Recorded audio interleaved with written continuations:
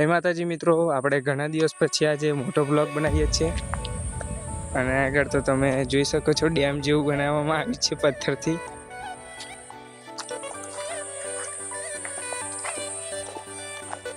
આપણે મોટો બ્લોગ આજે બહુ મોટો નહીં બનાવીએ કારણ કે આપણો ફોન નથી અને આગળ પાણીનો અવાજ તમે સાંભળી શકો છો.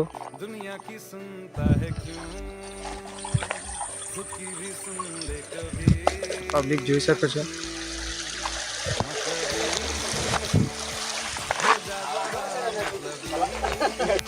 જે ટેકરી દેખાય છે ત્યાં આગળ આપણે નીચે પહોંચી ગયા છે.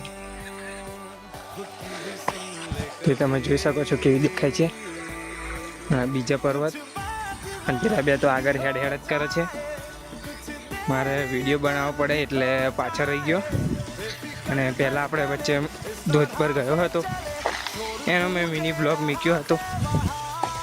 એ ધોધ પેલો મને લાગે છે પણ હવે જોઈએ આગળ જતો શું થાય છે.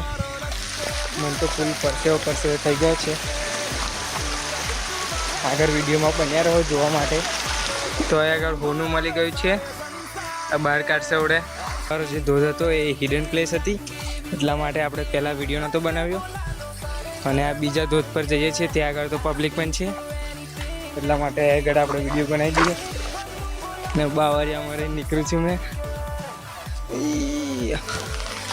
અને હું વિડીયો બનાવવાના ચક્કરમાં પાછળ રહી ગયો છું.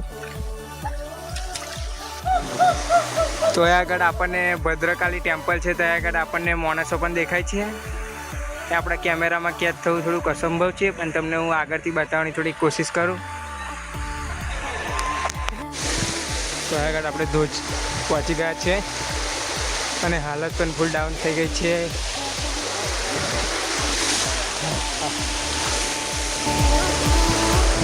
ગરમી કેવી થઈ ગઈ છે અને આગળ કોઈ વિડીયો શૂટ કરે છે. તો આગળ ધોધનો નજારો તમે જોઈ શકો છો.